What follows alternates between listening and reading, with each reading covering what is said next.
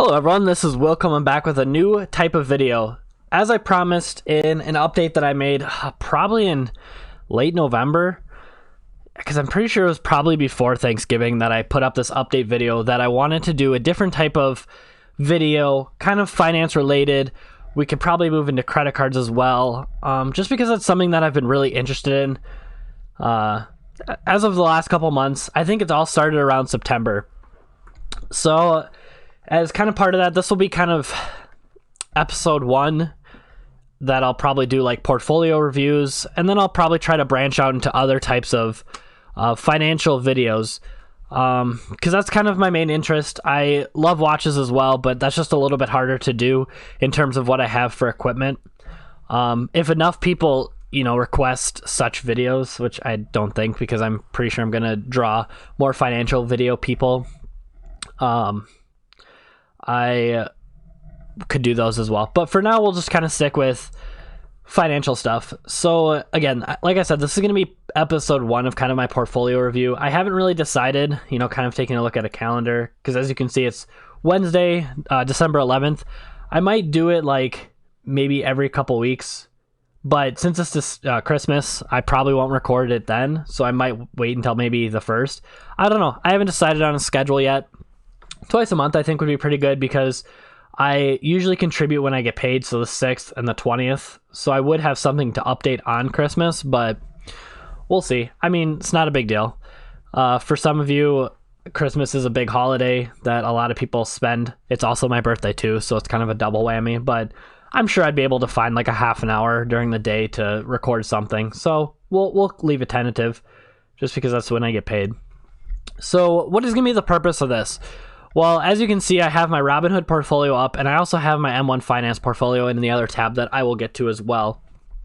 I guess the main point of this is just to kind of track my progress, give people things to look at and things to think about, and, maybe hopefully I could inspire the 1 or 2 people out there that are into financing or are wanting to do investing but are just too scared to do so. So hopefully I can give them some inspiration. So right now we're looking at my all-time overall. And, I pretty much have it ordered, like these stocks of when I've acquired them. So I can kind of go through like, what was my thinking? Why'd I get these stocks? And kind of just go from there.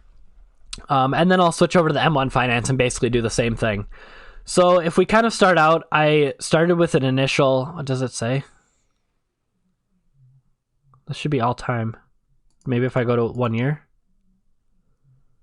There we are. So I started this back at September. Okay, that's not very helpful either. All right, because it says I have $1,000 in it. So I started right away with like gosh, that's not very helpful. Okay, well, work in progress. Long story short, I started with like $100. And it's kind of just gone up a little bit here and there. Yeah, this is not as easy to track as I was thinking it was going to be. But long story short, $1,000 is my personal money that I've put in, and I have, through growth, have added $72. Now, how did I add that much money? Well, first off, I got Zynga stock for free. There is, let's see, and nope, it is also, I'm trying to find them. Sprint, I got 2 shares, and GLU, I got 1 share for free, and I think that's about it. So, part of that is free money, part of it's gains, and small percentage is dividends. So that's the portfolio account history. There we are. Okay, so part of it's been dividends. So I guess we can kind of start back at the history, and this will, be kind of the intro to part 1.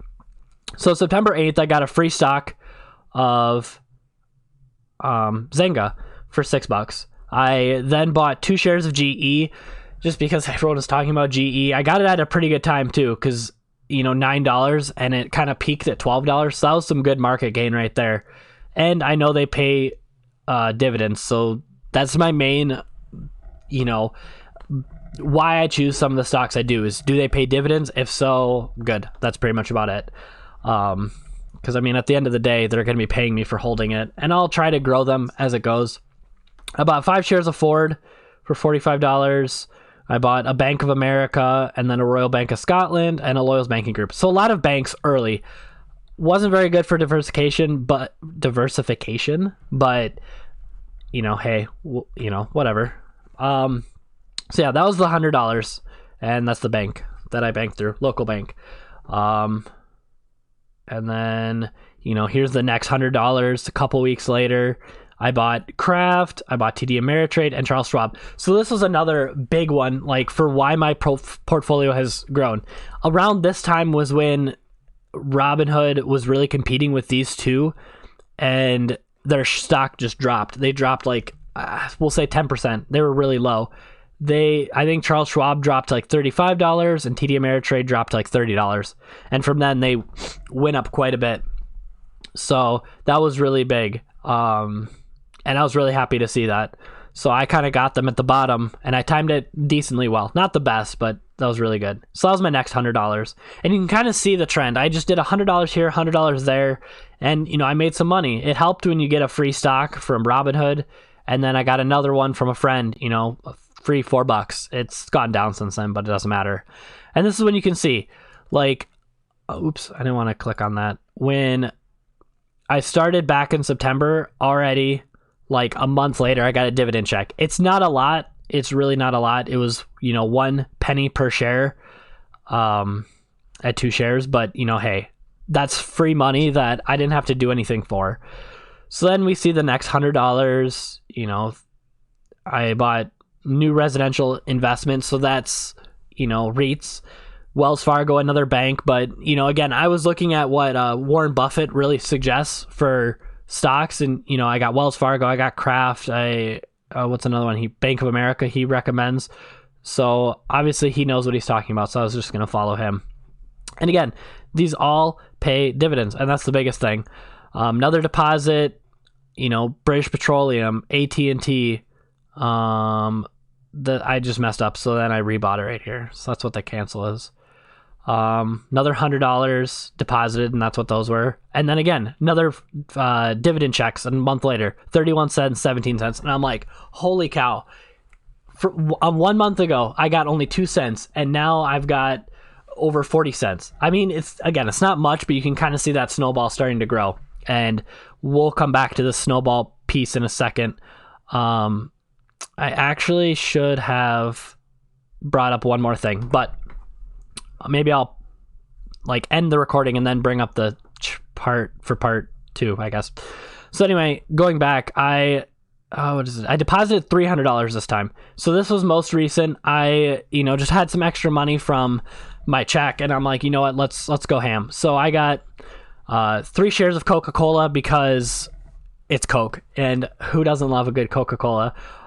Duke Energy, and then Schwab U.S. Dividend Equity ETF Market Bond. So this is just for high dividends. Hopefully I can get a good check from them, just because, you know, again, more justification, because that is a ETF. It's an exchange traded fund, so it's very diverse. So even though it's, you know, this isn't the point of this portfolio, it's still nice to have one of those that this won't fluctuate as bad, or it'll follow more of the S&P 500, I would suppose.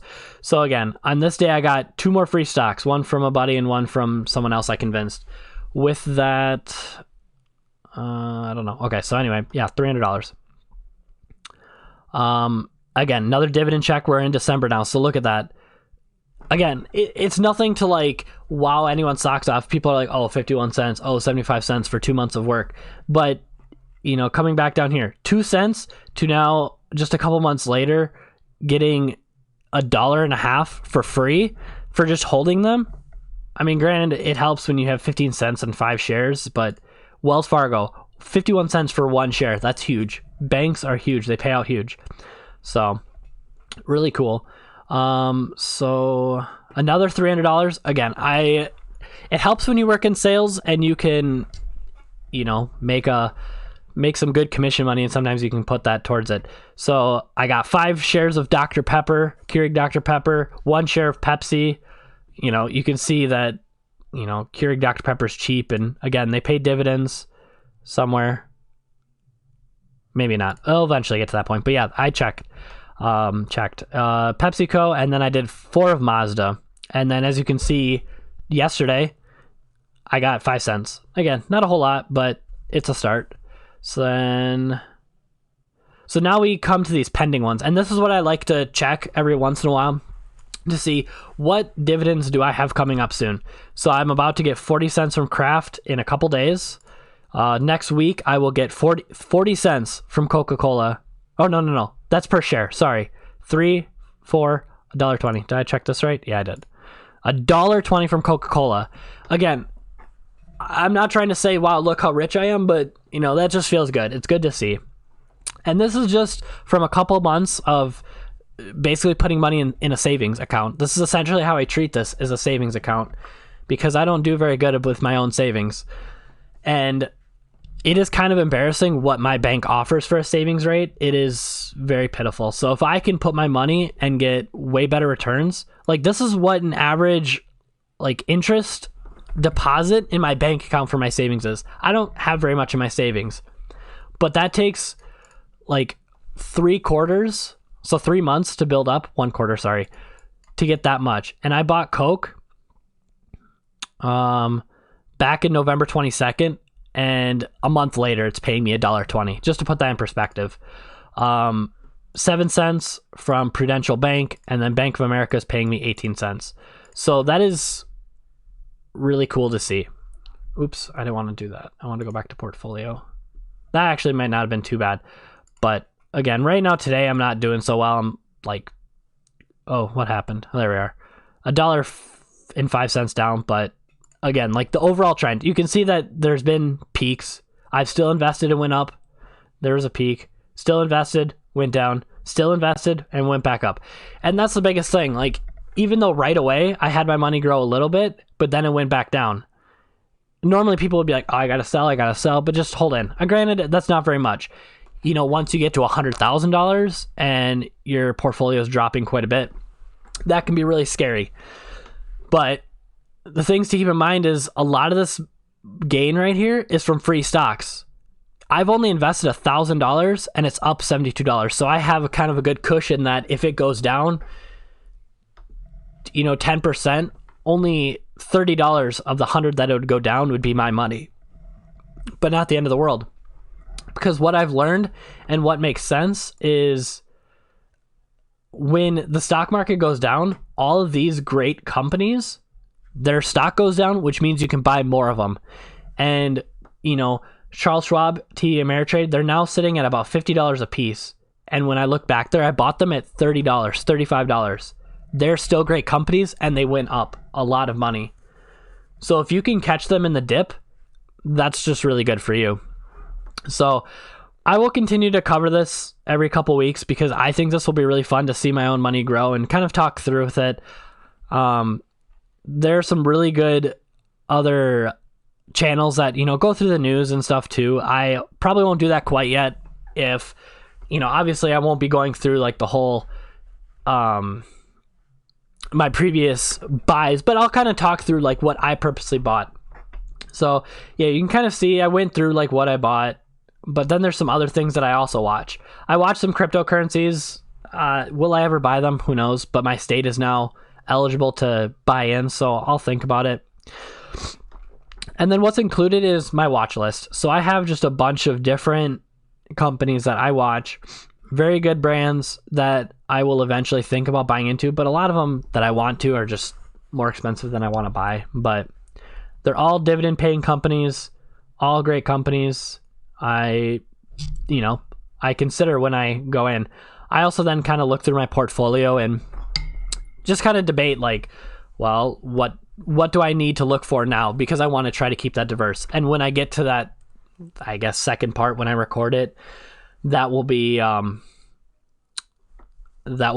what I show off as well. Because, any information is good information. Okay. I might have to cut that part out. So switching over to this Eb1 Finance portfolio, this is a complete recreation of someone else that I watched. He just has a mind-blowing expert reason for why he does what he does with his portfolio. Really quick though, we'll just kind of, work our way over. So obviously you can see I have different sectors, different sections that I'll talk about over here. This has a better progression of what I started with. I accidentally started with $200. I had a $100 deposit. It wasn't doing anything. I was like, what's going on? So I did another 100, tried to cancel the other one. It didn't work. So I started with $200. Not a big deal.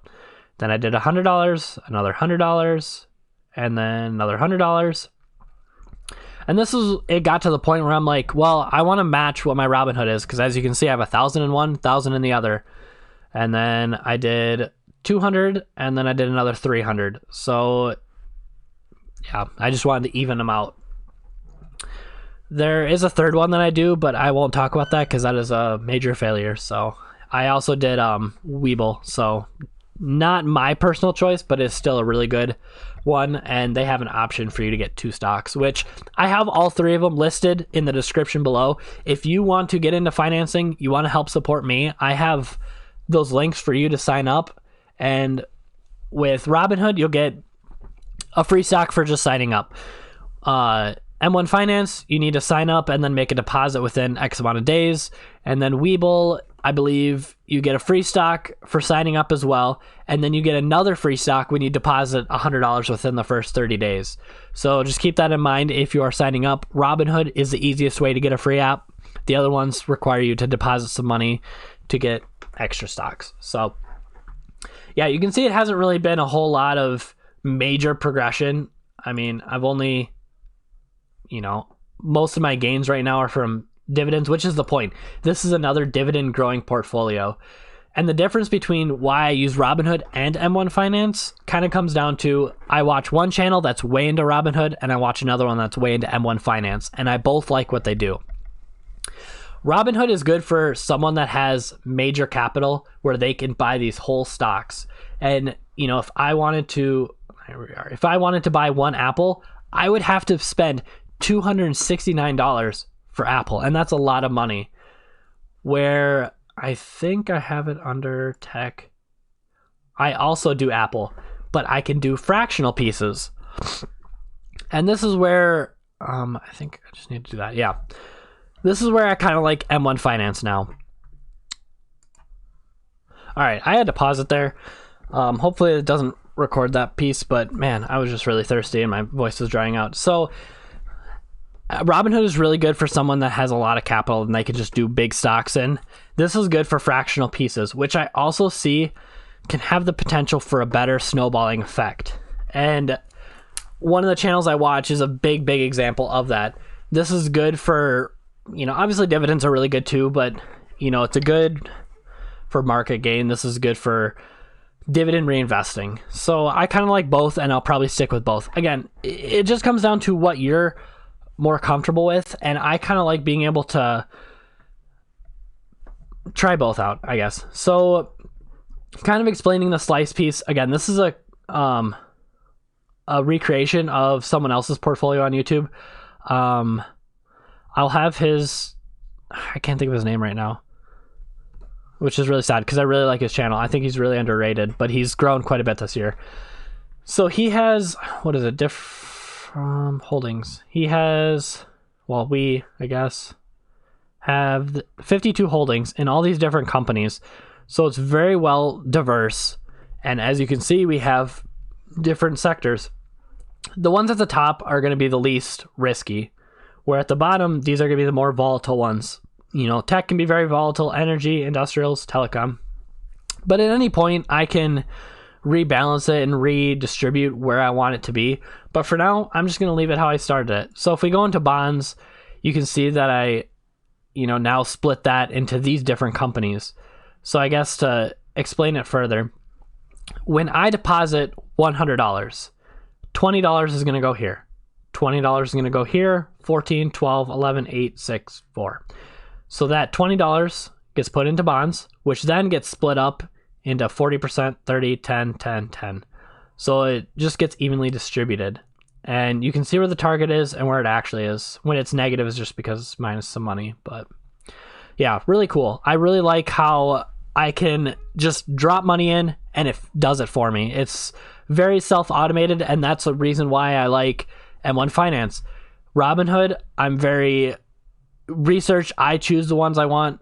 M1 Finance, I've already done the research and I just drop the money in and it does it for me.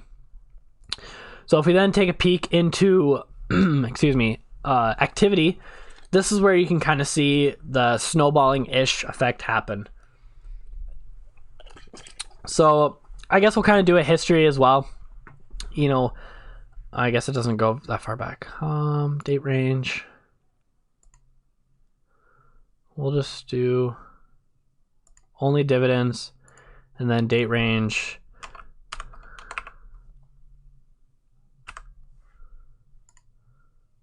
Does it show all of them? That didn't work at all.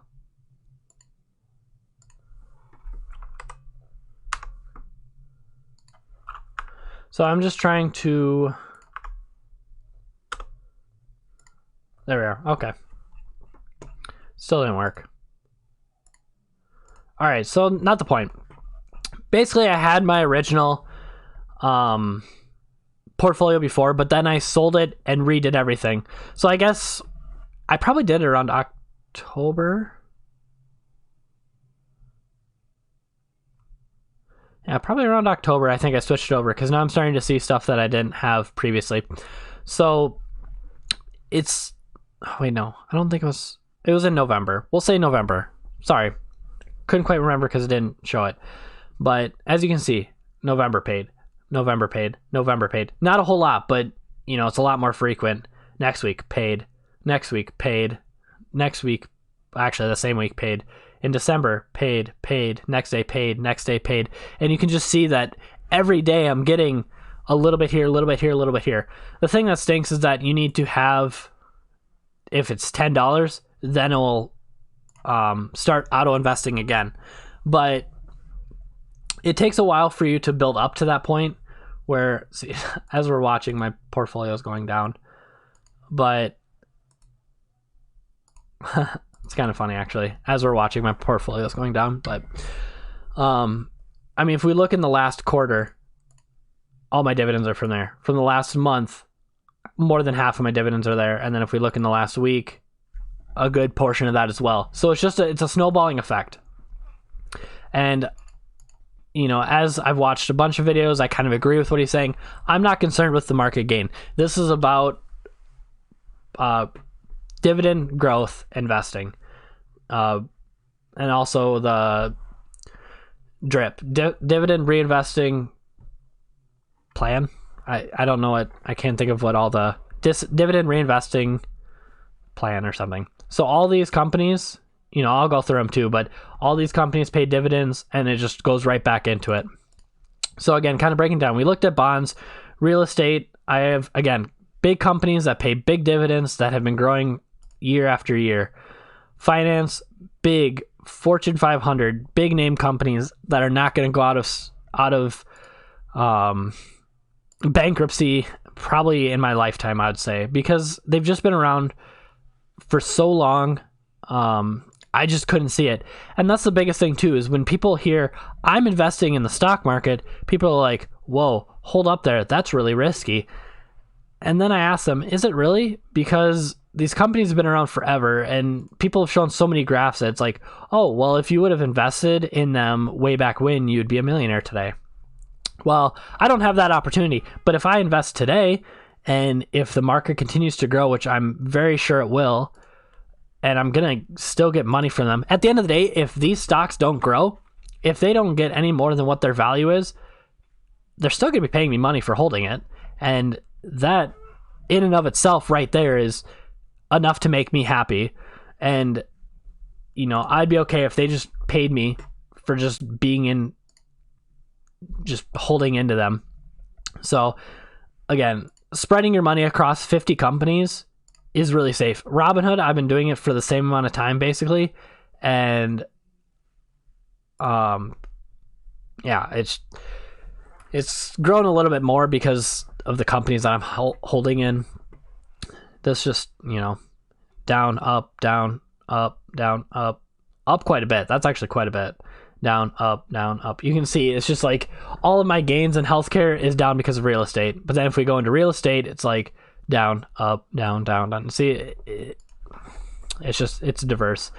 So this is kind of what I've been checking and what I add to, every time I get paid, or at least I try to. And that's just kind of my logic behind why I do both of them. Most people, when you see on YouTube, they either do Robinhood, they either do M1 Finance, and I haven't seen too many about Webull. Maybe it's because I'm not a fan and I don't search it out, but it's just holding my money at the end of the day. And even though right now I'm not making a whole lot, this number is going to grow, and that's the biggest thing that I'm looking for. And if I go back, no, not funding history, holdings, nope, activity. So it doesn't show me what my pending ones are, but I'm sure that's going to be coming up. Oh, here we go. So yeah, November 14th is when I sold my whole portfolio, and it just wasn't as streamlined. It wasn't exactly what I was wanting. But yeah, I started this September 16th. So it doesn't show my pending, which I kind of like, but that's okay. I just know every day I check and I'm getting paid a couple cents, or for sure it's every week, just because I have so many companies that are, in this portfolio. 50 companies, I'm bound to get paid just about every day. And if I added more, I'm sure I'd get paid more often. So the next question that then arises is, why don't you just do an ETF? It does the same thing, or a broad index fund. And granted, no one's asked me this yet, but I'm sure it might be a question that comes up in the future. And based on other people that have had that question, the main kind of answer you give to people is, if you just do one ETF or one broad index fund, it is essentially like, we'll say it's just like a JP Morgan and Chase. They're only going to pay their dividends 4 times a year or twice a year, or however they pay it out. And which is fine. You probably do get quite a bit of money because of that broad index, and you get it in one lump sum of money. But since I have my hand-picked, or someone else's hand-picked stocks and bonds, I now, instead of getting one lump sum, trying to speak, every quarter, I can get paid a little bit here, a little bit there, every day. And why that makes a difference is, once I get to the point where I'm able to get $10 a week, I will then be able to have my money that they're giving me reinvested faster than I can input it. At this point now, $1,000 isn't a lot. It's not. If I wanted to live off my portfolios, I would need to have $500,000 invested. That's a long ways away. But $1,000 maybe replaces, in a week, let's just take a look at last week, 2 cents, 2 cents, 2 cents, 15 cents for, it probably made up for 50 cents of my life. Not a lot, but it's a start. So until I get to that point where my dividends are able to be reinvested right away, this is going to be a slow growing process, but I am really excited to see where I'm going to be next year. And right now I'm getting pennies, this month, this year. Next year, I hope to be at getting paid a couple dollars. And then next year when I check this, I want it to be tens of dollars. 50 set, dollars in 50s, I guess. I don't know how to describe that. And then hundreds, and then 150, just slow growth. So that's these two portfolios. I'm now going to kind of show you how I track that. All right, so coming back now, I have two portfolios that I... Portfolio. All right. So typo aside, I guess I just noticed that now. So this is the one that I personally created myself as a way to track all of my stocks. I originally had it ordered and how I bought them, but then I did alphabetical, and I'm like, well, I'll just try to keep it the same as my Robinhood one. So the top is in alphabetical order, but then after that is just as I've added them. So buy price, I put in what I bought it at. Somehow that doesn't equal 700 or 1,000. Oh wait, I don't think I've updated it. I have updated it. Okay, yeah, that's right, because I get free stocks, which is a big portion. And then also some of it I have not bought yet, because I think if I go into, nope, not cash. Sorry, portfolio. I don't know where I saw it. But long story short, there's some that I have account, I think it is. Yeah, I have buying power of $7. So some of it just hasn't been used yet. So that's kind of where that comes from. Current price is obviously what the current price is. So to do that formula I just did equals Google Finance price. I looked it up online to figure that out. And it's the same thing with the 52-week high. 52-week high, 52 low. So why do I have this on here? Well, one, to kind of see if, it starts to dip lower. Maybe I want to add more to it. So right now we'll take General Electric. Its 52-week high is $11.48. Its low in the last year has been $6. Right now would not be a good time to buy it because it's peaking. So that's something I look at. Number of shares, obviously it correlates to what I have in my portfolio, and I just update it as I go. And right now I have 40 shares across all these different ones. And we kind of get over to that in these charts that I've made as well. Cost basis. What does that mean? It means I've taken what I bought it at times the shares, and that's how much money I've put into it. And again, it's tracked over here as well. As you can see, I've put in about $1,000. I'm about at $1,000. Makes sense. Market value. This is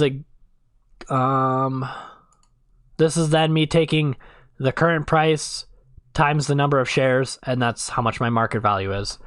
And the reason why I use that is because then I do what I spent, so my cost minus, or it's right here. It's the formula. It's what the market value is minus H. So as you can see, I have a lot of ones that have gained. And again, going back to Charles Schwab and TD Ameritrade, that's my big portion of my portfolio that's gone up, is right there. The other big gainers are obviously getting a couple Sprint, getting a Glue Mobile, and here it is, Zynga. Something that I didn't have to pay for. This is what the market value is at. That's my gain loss. So, but yeah, huge numbers right here. And then I can also see quickly which ones are down right now. So what I've paid, what it's at, and this is how I get my difference. Pretty simple, and it's very easily expandable. I can just go in here and then click and then add more lines. So as this grows, I'm going to have a longer portfolio. Right now, it's just all it is right here. Now, this is the next thing that I did myself because I want to be able to look at some quick stuff fast. Sector percentage. I keep track of the sectors. I go over to Yahoo Finance, I go into one of the tabs, and it tells me what sector it is. I keep track because I want to keep this diverse. That is the easiest way to save yourself from losing a lot of money. If you invest everything in financial, and all the banks fall down, you're losing a bunch of money. So that's just something to keep in mind. If you put it all in energy or anything, that's just not good. I put ETF because I don't really know what sector to put that in, but yeah, that's not really a sector, but these other ones are. So right now, I personally kind of want to start diversifying probably more into like defensive type stocks, because I don't think there's going to be a recession next year, but I want to be prepared in case there is. And defensive ones are, as you would imagine, ones that are going to be good against recessions. People are going to be buying soda. People are going to be buying soda. People are going to be buying food. Always. Cyclicals, sorry, bad pronunciation, are ones that are not protected during recessions. I'm not going to be buying a new car if I have no money. I think that's the only ones I have, is 2 car companies, but there are other ones out there. So I just keep track of that. Number of stocks, percentage. This is again just a quick look at who I've put the most stocks into. Obviously I could look right here, but pie charts are just nice to look at. And then I can also quickly see a quick percentage like, KDP, That's Keurig Dr. Pepper. I have 12.5, 12.5. There was a time when Ford was a huge percentage of my portfolio, and now it's not. So that's just cool to see. And then the last thing is money spent, because I may have 12.5 of my stocks in Ford, but it's only less than 5% of my portfolio because the cost basis is so cheap. Currently, Dr. Pepper is a big portion because it's $130 a share. That is my biggest stock I've bought. Keurig Dr. Pepper, $30, 5 shares, quite a bit as well. Yeah. So it's just cool to see. Just stuff I keep track of. And these automatically update as I add. Some of these formulas down here, I need to keep updating and adding lines, but I'm cool with that. So that's tab 1. Tab 2, if you've noticed down here, is my dividends. I keep track of my dividends because I'm starting to get a lot. And this is kind of what I was trying to display earlier, the snowballing effect. So October, all I got was 2 cents from GE. The very next month, I've got nearly 50 cents. So huge increase. Just taking a drink there. And then December, bam, $3 is what I have got and what I'm projected to get in December. I mean, I'm not trying to say $3 is a lot of money, but you can see that just how quick that has grown. That's just crazy for me. Like, some people just don't understand passive income. Other people that get it understand. Looking at this chart, you can see a huge percentage has been from December alone. That's huge. Now, things to keep in mind is more companies pay out in December than they do in October. I get that, but that's still crazy, you know, and that's why I have multiple years. That's why I have multiple months, so I can keep track of it.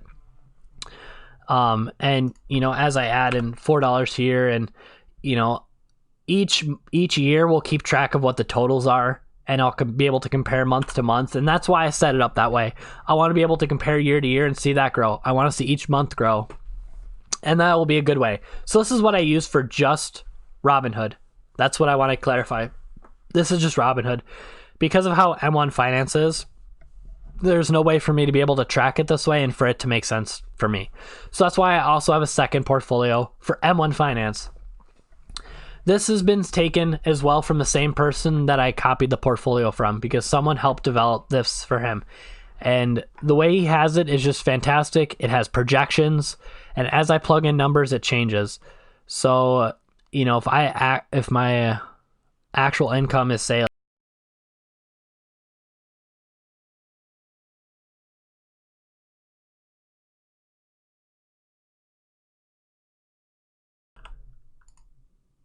so yeah, once I put in that I actually got $5, it's going to update the rest of these. But I did not actually. So my projected for December is 29 cents. That is a little skewed because it takes your previous 3 months, 1, 2, 3, and divides it by 3. Well, since I didn't get anything in September, that's why it's a little lower. But when I actually get, say,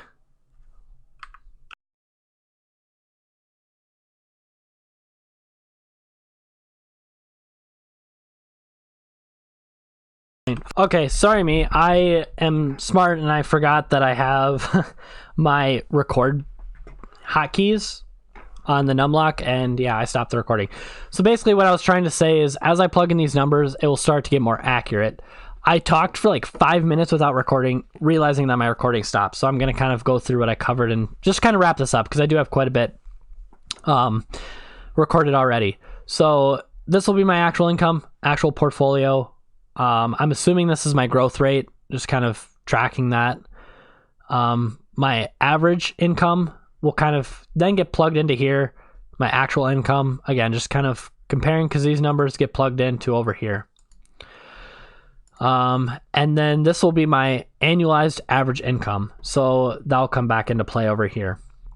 But long story short is, the more this number goes up, the more my annual income will go up. And if I didn't invest any more money, this is what I would make a year through my dividends alone. So today, if I didn't invest any more money, it'd be $4. In the future, it would be $11. I can't wait to see that part grow. Had to quickly sum that up because I already covered it. Talking about these charts now, this is again that chart showing this is what my dividend average should be. Again, because I'm so early into this and I'm literally doing month 1 as well where I had 0, the averages are lower. And that's why it seems like, wow, I made so much more than what it was projecting me. Kind of. It's again the same thing in Robinhood. It's that snowballing effect of now that I've had these for a couple months, now I get to get on the prey cycle. Is essentially what it comes down to. So as we go along, it'll start to balance out, and I'll kind of point that out. So the first month didn't make anything, then I made 30 some cents, and then this is where I went way above, in quotations, at 50 cents. So this will be one of the charts that we look at quite a bit. Scrolling over to this one, this is what my actual income is. Basically a complete mirror of this. It's just, it looks a little different because this is out farther, and this only has first month, second month, this month. Well, December's this month, but again, this is from November, and then I'll update it at the end of December. So in January, I'll get that part updated, but we'll kind of see that projection. So once I hover over it, I made 34 cents last month and then 52 cents. Again, complete mirroring what I already added in. So this is the portfolio value piece. And quickly what I was kind of covering about this before I stop the recording is this is just what my actual portfolio value is from month to month. Again, just taking the numbers from what it was at the end. And the biggest piece to keep in mind is this is money that I have to invest right now to make my portfolio grow. And what I also mentioned is you don't have to do $100 at a time. You don't have to do $200 or $300 or $1,000 at a time. If you only have what M1 Finance minimally requires is $10, you can invest $10. And after a while, it'll eventually build and grow, and it takes a while. And if you can only do $10 once a month, every other week, every week, that's fine. Just something small. The last piece I kind of covered, which I'm trying to do this quickly because I'm sad that I stopped it. But if I need to, this is my savings account. This is what I'm using as a savings account because it's more fun for me to watch this, is I can liquidate both portfolios and have $2,000 in case of an emergency. Right now, no emergencies. I don't need to worry about it. But it's there in case I need it. Not going to, but it's there. And this is what's more fun. So last thing I was kind of talking about between both of them. The last thing is this is the graph of my average yearly income. Again, just tracking. Like if I didn't invest any more money, this is about where my, average income would be was $4. Then it'll go up to $5 and then it'll go up to $6 and it's just growing. So that's really cool to see. So that's kind of what I use for both of these. In December, I will be able to update this one. This one will basically be the same, but I'll still be able to show these two portfolios. So this is what I use to track.